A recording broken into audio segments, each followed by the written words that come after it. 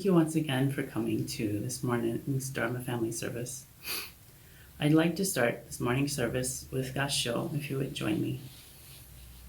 Namo Amida Butsu, Namo Amida Butsu, Namo Amida Butsu, Namanda, Namanda, Namanda, Namanda. Thanks again for coming. So earlier when I did the family message, I talked about a Cherokee idea called oh-jah-LEE-hay-lee-gah, which is an expression of gratitude. And I discussed how that's kind of similar to our practice of Nembutsu in expressing our thanks for everything that we have. Part of the reason why I chose that particular theme is because Thanksgiving was last Thursday, of course. And also, Friday was Native American Heritage Day. So it's important for us to honor the peoples whose lands we occupy today. I was also thinking about how interesting it is that we juxtapose these two holidays together. For me, and probably a lot of others, Thanksgiving represents an expression of deep gratitude, which is important in our practice of Nembutsu and Joro Shinshu. It's a part of our everyday religious life. Being thankful for everything that we have been given, all of the causes and conditions that have led us to where we are. And so saying Nembutsu is kind of a way of saying thank you to Buddha, to our ancestors, our friends, our family and loved ones, and all the causes and conditions that have led us to this current moment. Much like oh-jah-LEE-hay-lee-gah.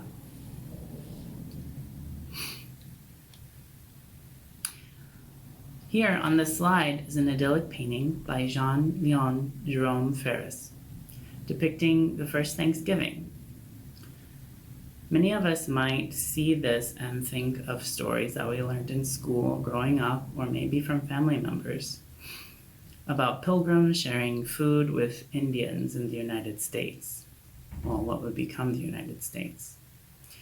However, it's a problematic image because, honestly, the clothing that both the pilgrims and the Native Americans are wearing in this image is incorrect. The Wampanoag natives didn't even wear feathered headdresses. So, in a sense, this is a representation of how we have this mythical United States narrative of Thanksgiving, of people coming together and sort of putting aside our differences. It's a good theme, but in reality, the events that happened between the European settlers and the natives of the Americas is much more complicated. When I was growing up, I was taught that European settlers came to the Americas seeking refuge from oppression. The perfect example is the Pilgrims and other religious minorities. Others came seeking riches or new trade routes to Asia. And put in these terms, those goals seem innocuous or maybe even admirable. I was told and taught that the settlers struggled, and they were offered help and food by indigenous peoples. Maybe that happens sometimes. But in the end, what happened is that American indigenous peoples who were living here for thousands of years were subjugated and colonized by Europeans. And even if we learn about American indigenous peoples and their cultures, there are hundreds of nations with distinct languages, cultures, religions, and political relations with one another. That means there's no unified American indigenous peoples experience. Though we might be taught that indigenous peoples looked and acted a certain way and practiced particular religion, though their religious beliefs were varied and very rich. For the children's talk, I chose to discuss this idea of gratitude in the context of Cherokee culture. That's because of my own personal ties to the Cherokee Nation. My grandparents, on my dad's side, from my grandpa who is part Cherokee, has a lot of interest in North American indigenous peoples. And so I grew up with a mixture of stereotypes from old American and cowboy and Indian films and shows, and even cartoon shows like Bugs Bunny, who depicted North American indigenous peoples in a very problematic way. However, I also experienced discussion of my ancestry from my grandpa and a sense of pride. And so my paternal grandparents donate to a Cherokee reservation in North Carolina every year. And last week, Thanksgiving, it's a significant holiday in the US, and it contains an important message of giving thanks and coming together and celebrating our love for one another. But in looking at the holiday in that way, there's often alternative narratives that are overlooked, specifically how the United States myth of pilgrims and natives sharing dinner together. I'm not here to ruin Thanksgiving, but I want us to think a bit more deeply about why we celebrate certain holidays and some of the things that are behind those celebrations. Basic idea of coming together and being grateful is a good one, one that isn't necessarily tied to any one particular religion. However, if we think of Thanksgiving only in these terms, when we are bombarded by problematic imagery of natives and European settlers coming together in a peaceful way, then we overlook a lot of problems that arose from the colonizing of the Americas. From a Buddhist perspective, when we investigate and understand our history, we look more closely at causes and conditions. In Buddhism, honoring the suffering of others is really important because it allows us to learn and to grow and to change. And hopefully we develop a sense of mutual respect. We may strive harder for equality and look more deeply for a peaceful coexistence. In Buddhism, seeing what we have and understanding the present moment as it is, and all of the actions that led up to this point, is a powerful way of experiencing gratitude. In spite of all the sadness and difficulty, or joy and success that we may have experienced along the way, it is possible, with this sense of deep appreciation, to find contentment for what we have, rather than longing for a reality that is beyond our grasp. I'd like to switch gears just a little bit to talk about some of the history of the Cherokee Nation. According to tribal history, Cherokee people have existed since time immemorial, with their oral history extending back through the millennia. The first recorded encounter with European settlers was in 1540 with Hernando de Soto. This led to trade and intermarriage with various European immigrants, especially the English, Scots, and the Irish. Treaties were made between the British and the Cherokee Nation as early as 1725, with the Cherokee Nation being recognized as inherently sovereign through those nation-to-nation agreements.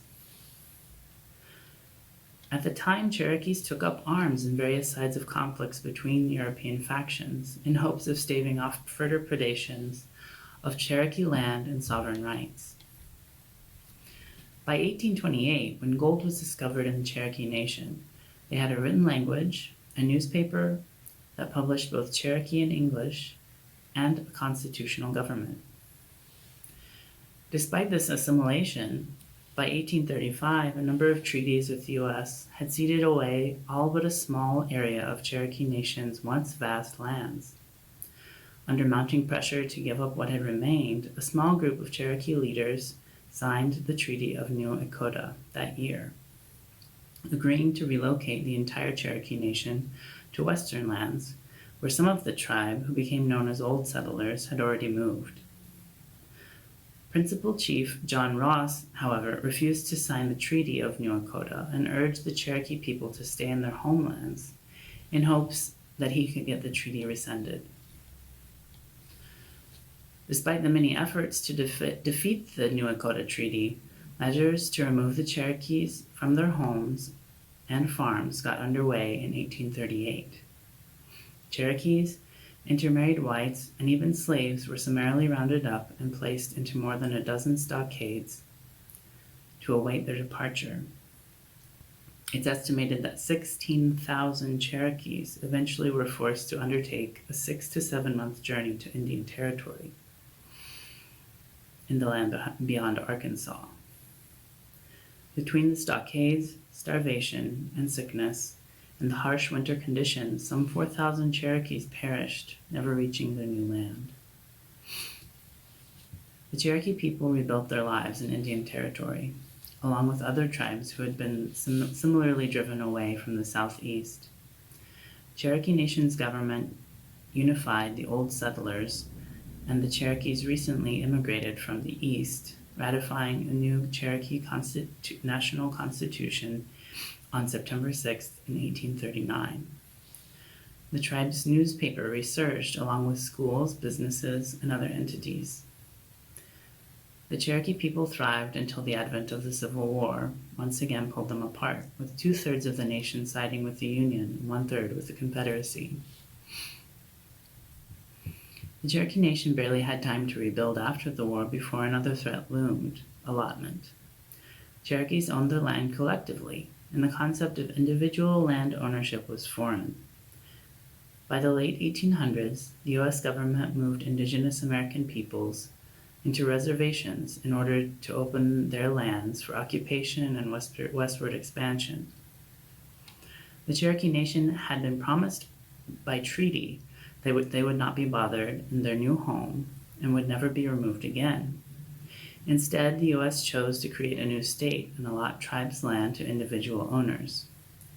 With Oklahoma statehood in 1907, Cherokees suddenly became landowners and state citizens. Much of the Cherokee Nation's infrastructure was dissolved, including schools, courts, and most of its government. A dark period of great poverty ensued for many Cherokees, who suddenly had a new government and laws to navigate, as not Indians quickly moved and acquired their former tribal lands. Tribal government diminished but never halted entirely. With the 1960s civil rights movement, a resurgence in tribal efforts took hold. The Principal Chiefs Act of 1970 paved the way for certain tribes, including the Cherokee Nation, to take back their government and popularly elect tribal officials once again. In 1971, the first Cherokee Nation election in nearly 70 years was held, and a new constitution was ratified in 1975.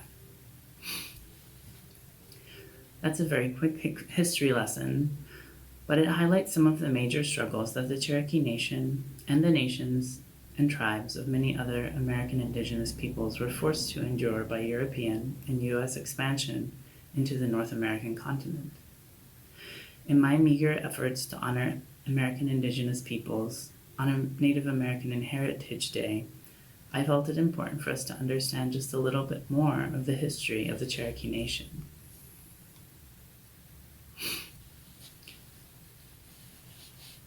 So after learning all of this and thinking about these ideas of colonization, gratitude, and who we are as Buddhists, you may ask yourself the question, what does all of this have to do with Thanksgiving, with Buddhism, or even your personal everyday life?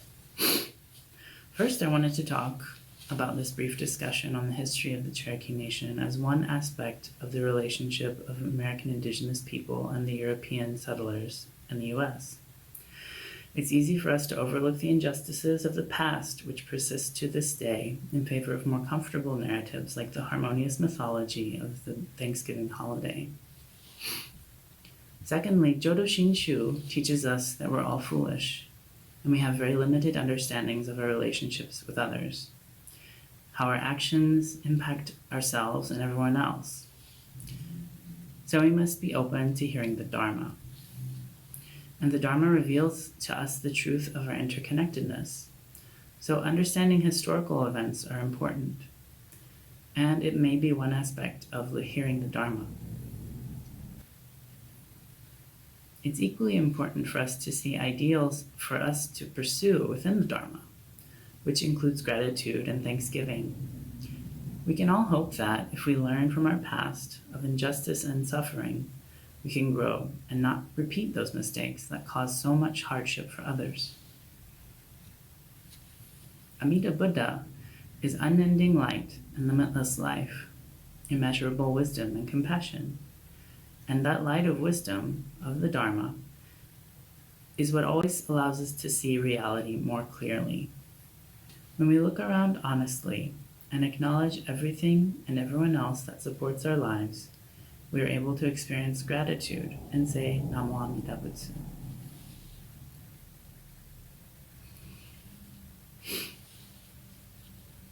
In the author's note on the book I shared earlier, Tracy Sorrell notes, Cherokee culture places a strong emphasis on gratitude to Untitled, the one who provides all. We also show gratitude for one another, animals, birds, plants, fish, the cosmos, water, and land. Cherokee people believe that recognizing and honoring the ways that the sacred and the duties of daily life are interwoven requires effort, ritual, awareness, but above all, gratitude. Similar to expressing our gratitude through Nembutsu, oh-jah-LEE-hay-lee-gah is a practice in gratitude that acknowledges the beings and world around us that supports us in everyday life. In spite of the terrible difficulties imposed upon their nation, Cherokee people are able to celebrate their culture and the spirit of their people through oh-jah-LEE-hay-lee-gah. Though this practice of gratitude and Nembutsu aren't the same, I think they have a lot in common, and it's easy to see how practicing gratitude is important every day, especially relevant during Thanksgiving. Buddhism teaches us that we all face suffering, though its sources are different for each of us, and how this suffering affects us will also vary. Discomfort is a fact of life. Rather than finding happiness in seeking pleasure and attaining all of our goals and getting everything we want out of life, we can find a deeper sense of joy in being grateful for the sacrifices and all the care and support offered by our ancestors, our loved ones, and the world around us. Experiencing true gratitude is a personal and difficult process. We can't go around telling others to be grateful because we don't know exactly what they've been going through.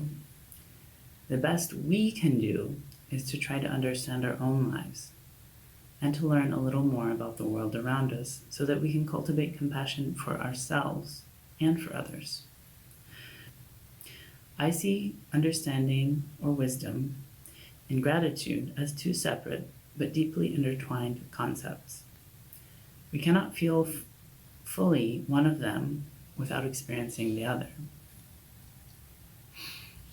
When we learn about injustice and perseverance, when we learn about the richness of other cultures, traditions, religions, we might respond in gratitude for that experience of our shared humanity and the beauty we find in other people. We can also experience this sense of gratitude when we learn more about the lives of our Buddhist ancestors and teachers, and when we encounter them with humility and an open heart and mind. And when this happens, we might be able to learn and grow. This growth represents fundamental change in who we are and our perspectives. We express our gratitude in giving thanks to Buddha, to other cultures and religions, to loved ones, and to the universe. Hopefully, eventually we may learn to sometimes even express thanksgiving to those who gave us trouble or circumstances that caused us suffering, because we know that those things will also help us grow. With this expanded sense of perspective and sense of growth comes the ability to express compassion for ourselves and others. When we are able to have a broader perspective on life and its complex situations, we are able to address problems in our world that cause suffering more carefully and more skillfully.